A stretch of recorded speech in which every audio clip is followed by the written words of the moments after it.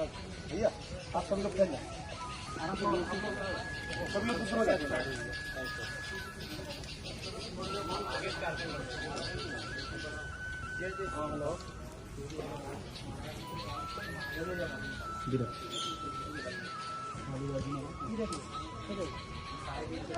ओम केशवाय नमः, ओम नारायण नमः, ओम माधवाय, ओम केशवाय नमः, ओम नारायण नमः, ओम भगवतारं वदति वा यज्ञते पुण्डरीकाक्षाय सभाभयंतर सुतिय सभाभयंतर ओम चंद्रस्य मत पुनः पुत्र पापनाशम आपदारे कहाँ गया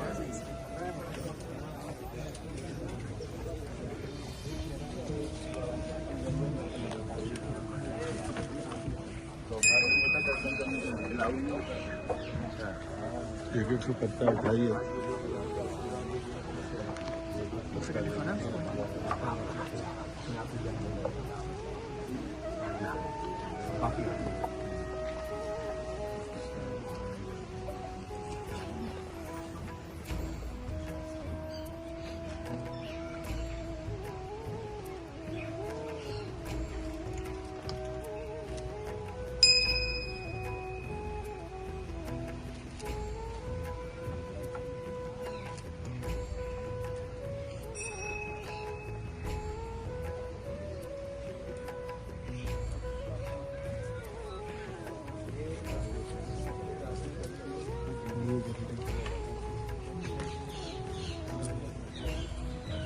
क्या बता रहे थे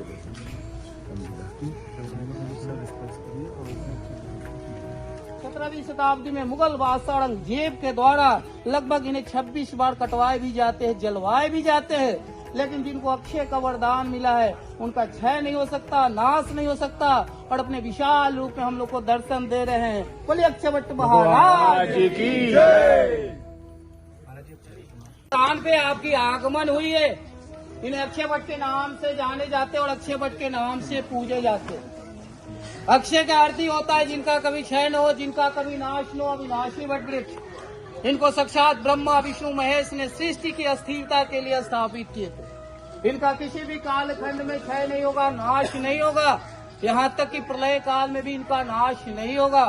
त्रेता युग में श्री रामचंद्र जी, लक्ष्मण जी और माता सीता जी जब वनवास के लिए जा रहे थे तो सबसे पहले वो प्रयागराज पहुंचते हैं और प्रयागराज में भी सबसे पहले महर्षि मुनि भरद्वाज जी के आश्रम में पहुंचते हैं। प्रभु श्री रामचंद्र जी उनसे आग्रह करते हैं, निवेदन करते हैं और कहते हैं कि गुरुवर एक उत्तम और योग्य स्थान बताएं जहां पे कुछ समय के लिए विश्राम, पूजा पाठ और भगवान की आराधना की जा सके। तो महर्षि मुनि भरद्वाज जी इसी स्थान के बारे में बताते और कहते हैं कि संगम तट के किनारे एक वट वृक्ष आपके लिए योग्य और उत्तम स्थान। उनके कहने पे प्रभु श्री रामचंद्र जी, लक्ष्मण जी और माता सीता जी इसी स्थान पे आते, विश्राम करते, पूजा पाठ करते, भगवान की आराधना करते हैं। फिर अक्षय वट के दूध से जटा बनाकर या पूर्ण वनवासी बनकर आगे की यात्रा को प्रस्थान कर जाते और चित्रकूट पहुंच जाते। चित्रकूट में लगभग 11.5 साल का अवधि बिताते हैं। जैसे ही 11.5 साल की अवधि समाप्त हो जाती है तो वो पंचवटी चले जाते। जब पंचवटी पहुंचते तो वनवास का आखिरी काल होता है, आखिरी समय होता है।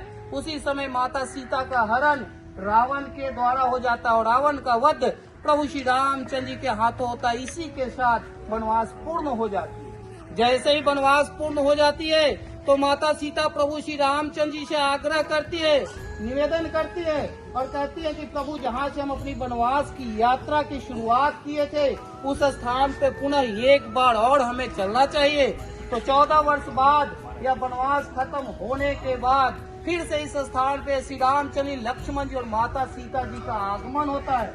पूजा पाठ करते, भगवान की आराधना करते हैं। उसी समय माता सीता इनको अक्षय का वरदान देती हैं और अक्षय वट महाराज से कहती हैं कि आपका किसी भी कालखंड में क्षय नहीं होगा, नाश नहीं होगा, चाहे पूरी सृष्टि का क्षय हो जाए, आप अक्षय रहेंगे। उसी समय से अक्षय वट के नाम से जाने जाते हैं और अक्षय वट के नाम से पूजे जाते हैं। अक्षय वट के दर्शन मात्र से ही जो मोक्ष के रास्ते प्रशस्त हो जाते हैं, खुल जाते। पहले इस स्थान पे साधु संत, तपस्वी, ऋषि, मुनि, यहाँ तक कि देवी देवता और भगवान भी आते थे। पूजा पाठ करते थे, तपस्या करते थे, क्योंकि ये सृष्टि की उत्पत्ति के साथ ही तपोस्थली भूमि रहा है। यहाँ पे भगवान की भी ज्ञान की प्राप्ति हुई है। जैन धर्म के प्रथम तीर्थंकर आदिनाथ भगवान की केवल ज्ञान की प्राप्ति इसी स्थान पे हुई है। स्कंद पुराण में वर्णित है, ये हवन कुंड का स्थान है। बटमूलति विख्यातम सर्व देवर्षि सम्मतम मित्रष्टम ब्रह्म देवन प्रतुना दस्ते। इसका अर्थ ये होता है, जितने भी देवता ऋषि महर्षि मुनि इस जगह पे आते थे, ब्रह्मा जी इसी स्थान पे 10 बार यज्ञ किए और ब्रह्मा विष्णु महेश यज्ञ करते समय अपने शक्ति पुंज से इनको स्थापित किए।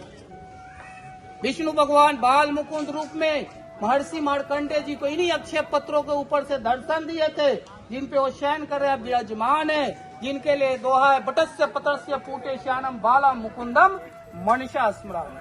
और प्रभु श्री रामचंद्र जी को खोजते खोजते इस स्थान पे भरत जी भी आते, पूजा पाठ करके उन्हें वापस लौटना पड़ता है। इसलिए वापस लौटना पड़ता है कि जिस समय में भरत जी इस स्थान पे पहुंचते हैं, उससे पहले ही प्रभु श्री रामचंद्र जी चित्रकूट के लिए रवाना हो जाते हैं। इनकी एक परिक्रमा पूरे ब्रह्मांड के परिक्रमा के बराबर मानी जाती है। और परिक्रमा पथ पे जैसे जैसे अपने पद को बढ़ाते हैं, परिक्रमा करते हैं, समस्त पापों का नाश करते हैं, पुण्य को अक्षय बना देते हैं। क्योंकि यहाँ पर इतनी शक्तियाँ हैं कि इसके संगम के चारों तरफ 12 माधव स्थापित किए गए, 12 देवता।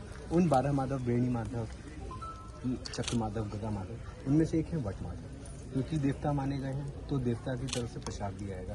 पेड़ है, वट है, तो उसका प्रसाद होगा उनकी पत्तियाँ। वट वृक्ष की पत्तियाँ जब गिरती हैं, उसका शाम को प्यूरिफिकेशन के बाद उसकी एक बार पूजा करके भी हम उसे एक फ्रेम में लगाते हैं।